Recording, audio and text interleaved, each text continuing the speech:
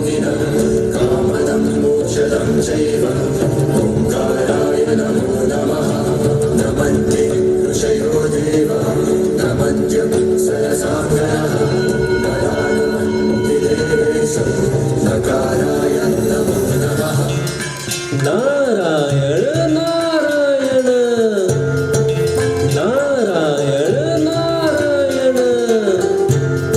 आप दोनों राजकुमार कितने सुंदर हो, बिल्कुल राम लक्ष्मण की तरह लग रहे हो। राम लक्ष्मण जगत में श्रेष्ठ है, वैसे ही आप बनो। राम लक्ष्मण ये कौन है? लव कुश, श्री राम आपके साक्षात पिताश्री है। पिताश्री? हमारे पिताश्री? हाँ। तभी नारद जी ने लवकुश को घटित सारा इतिहास बताया कि कैसे लोकापवाद के कारण राम ने सीता का त्याग किया।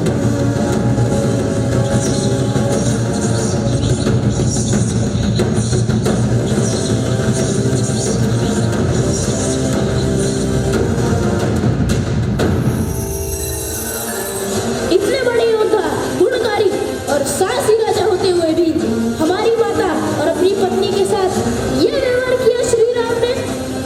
इन्हें तो पाठ पढ़ाना ही होगा। चलो अभी चलकर उन्हें ज्ञात कराते हैं। अपने पिता से अपनी माँ के साथ किए गए अन्याय का बदला लेने लवकुश पहुंचे अयोध्या और प्रारंभ हुआ एक युद्ध।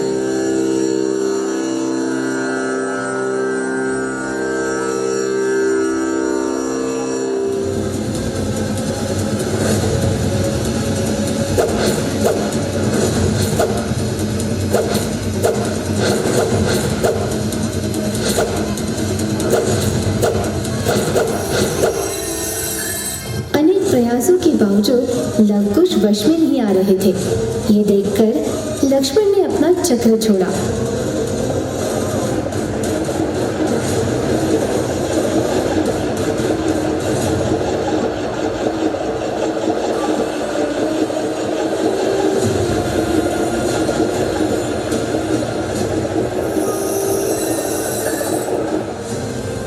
किंतु चक्र वापस लौटा और ऐसा कई बार हुआ। तब गुरु सिद्धार्थ बताने लगे, हे राम और लक्ष्मण, ये दोनों राजकुमार सीता के पुत्र हैं। अपने ही कुल में जन्मे व्यक्ति पर यह चक्र कैसे काम करेगा? क्या सीता के पुत्र? यानी मेरे और सीता के पुत्र? लव कुश मेरे पुत्र।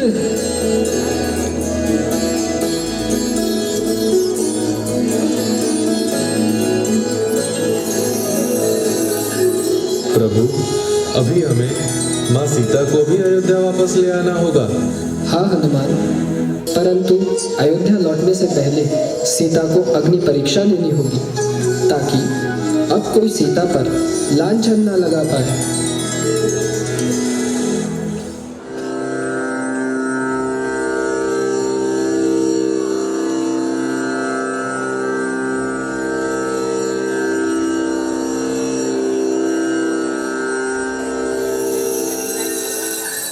अग्नि परीक्षा? ठीक है, मैं तैयार हूँ।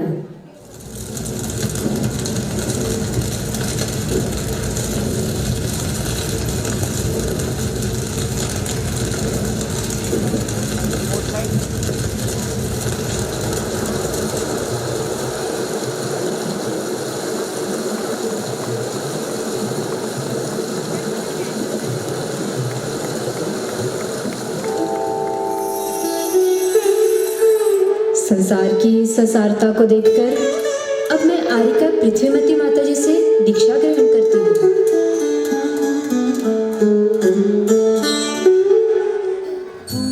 नमो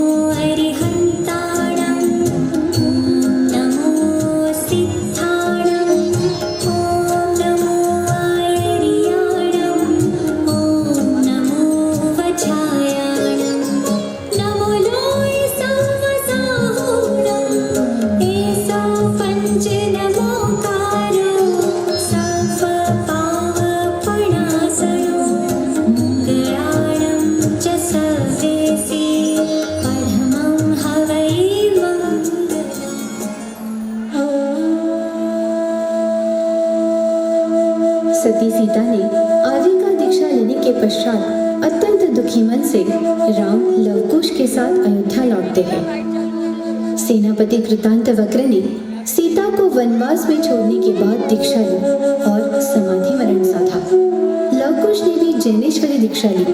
अपने तप और साधना से सीता ने भी समाधि साधी और वीर हनुमान ने भी संसार का त्याग कर तुंगीगिरी से निर्वाण पद साधा।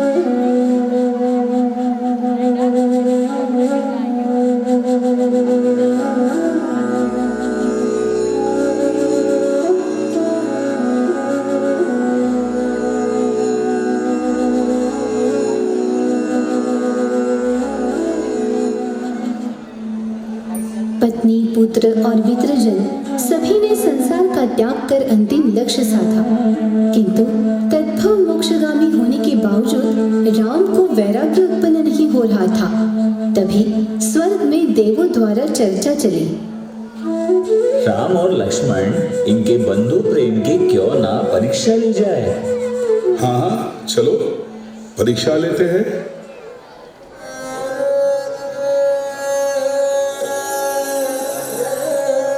लक्ष्मण, श्री राम नहीं रहे। क्या? नहीं। लक्ष्मण, श्री राम नहीं रहे, ऐसा झूठा संदेश देवों द्वारा मिलते ही लक्ष्मण की मृत्यु हो गई। लक्ष्मण, लक्ष्मण, उठो, उठो लक्ष्मण, उठो, मैं यही हूँ। तुम मुझे ऐसे छोड़कर नहीं जा सकते। नहीं, नहीं।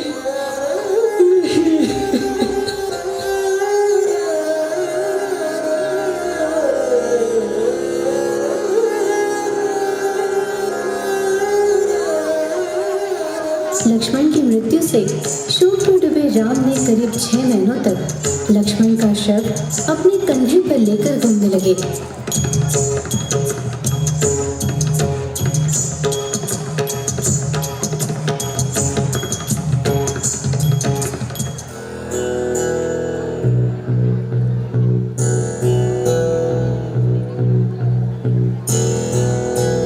तभी इस विषदा से बाहर निकालने के लिए और श्री राम जी को वैराग्य उत्पन्न कराने के लिए कृतांतवक्र और जटायु का जीव पृथ्वी पर आए और जो न कभी हो सकता हो ऐसे कार्य करने लगे।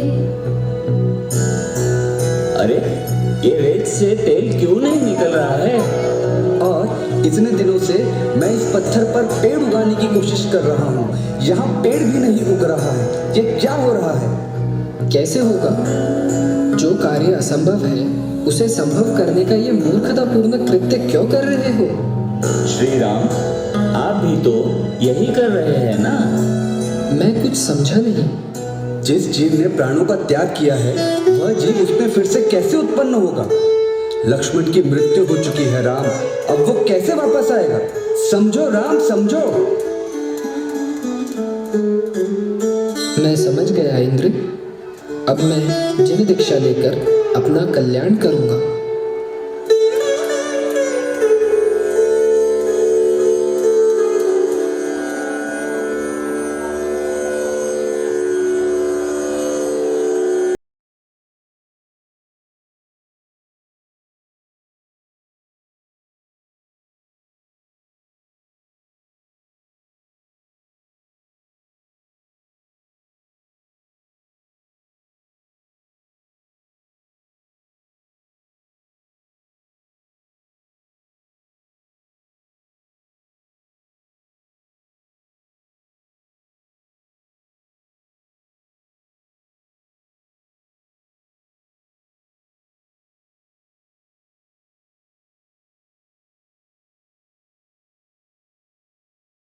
अपनी दीक्षा लेकर राम तपस्या करने लगे।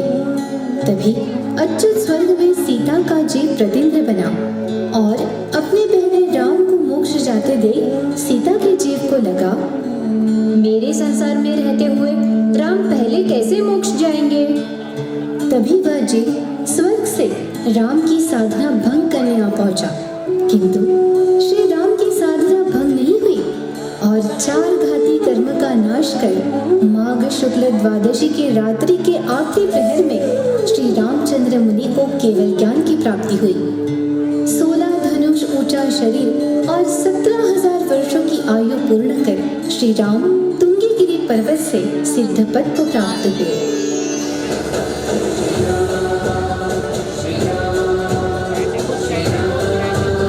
श्री राम